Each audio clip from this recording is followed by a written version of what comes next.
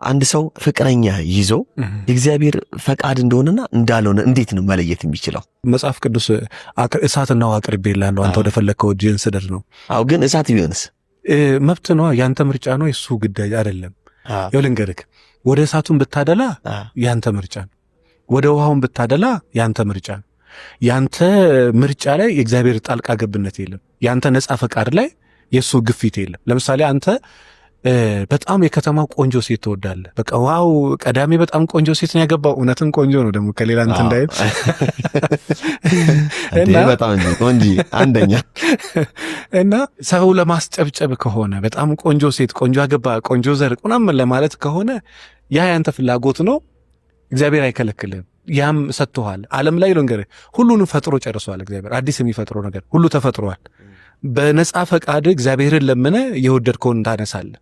ምናልባት እግዚአብሔር የመራክ ደግሞ አንተ ሞዴል ያልካት ሳይሆን ልብ ያላትን መርጦልህ ሊሆን። ለምሳሌ ልንገርህ ኦሪት ዘፍጥረት ምዕራፍ 4 ከቁጥር 4 እግዚአብሔር ወደ አቤልና ወደ መስዋዕቱ ተመለከተ ይላል። ለምን? ስለ መልኩ ስለ ቁመናው አይደለም፣ ስለ መስዋዕቱ ማለት ስለ ልቡ ቅንነት። ሚስትም ስትመርጥ አንተ ፍቅረኛም ስትይዝ ምኗን አይተህ ነው?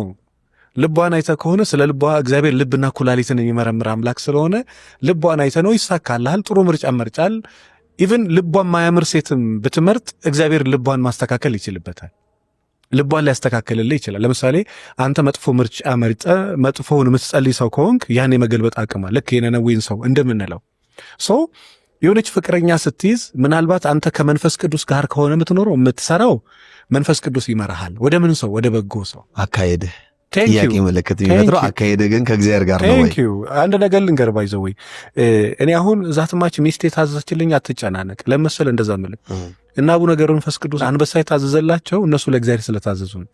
እና አቡነ አረጋይን ብትል ቅዱስ ጳውሎስን እስከ ሰማይ ቢነጠቁ ለእግዚአብሔር ከታዘዝክ ሰራተኛ አይታዘዘኝም፣ ባሌ አይታዘዘኝም፣ ሚስቴ አትታዘዘኝም አትልም። ባይታዘዙም የእግዚአብሔር ሐሳብ ከሆነ ችግር የለውም። እግዚአብሔርን ግን ከታዘዝክ አልኩ የሚስት ባህሪ ያስቸግር።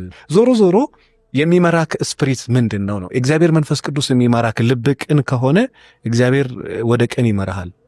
ልብ ከእግዚአብሔር የራቀን የሸፈትክ ሰው ስለሆነ ደግሞ አሳልፎ ይሰጣል። በመጽሐፍ ቅዱስ ከኦሪት እስከ ራእይ ድረስ እግዚአብሔር አሳልፎ የሰጣቸው ብዙ ህዝቦች አይተናል። አሳልፎ ይሰጣል። ለማን ይሰጣል? ለዛቸው ይሰጣል። ከዛ ተቀጥቅጠ አንተም ታወራለህ፣ እሷም ታወራለች፣ አንተም ትላለህ፣ እሷም ትላለች። መግባባት ያቅተሃል። ቋንቋቸው ተደበላለቀባቸው ሲባል መጽሐፍን ሰምተሃል? በቃ እሱ የሆነ ነገር ይላል፣ እሱ የሆነ ነገር እሱ ተጎድቻለሁ ይላል፣ እሷ ተጎድቻለሁ ትላለች። ይሄን ግን በነገራችን ላይ በጣም ጨዋ ስነ ስርዓት ያላት ገዳም የኖረች ሴት በጣም አስቸጋሪ የሚባል ሰው ላይ ወርቃ ታውቃለች። እቺን ሴት እንግዲህ እቺ ሴት ቅን ናት። እኔ አይደለም ቅንነቷን እኔ አይደለም መሰከረው ክርስቶስ ነው። ለምን? እኔ ፊቷና አክቷን ነው። እኔ ቀዳሚ ጸጋን አለባበሱ ነው ነገር ልቡን የሚያውቀው እግዚአብሔር ነው። እሷንም ጥሩም ቢሰጣት መጥፎም ቢሰጣት ሂዝ ራይት። እግዚአብሔር ልክ ነው፣ ምን ጊዜ በስራዎቹ ልክ ነው። ምናልባት የማንነት እንትን ተፈትኖ እስከ ጥግ ትበቃ ዘንድ አንዳንዴ አስቸጋሪ ሰዎች በህይወቱ ይመጣል። እኔ አሁን ኖረህ ታውቃለህ ወይ? እንደዚህ ደምህን ብታንጠባጥብላት ቴንኪው ከማትል ሴት ጋር ኖሬ ያውቃል።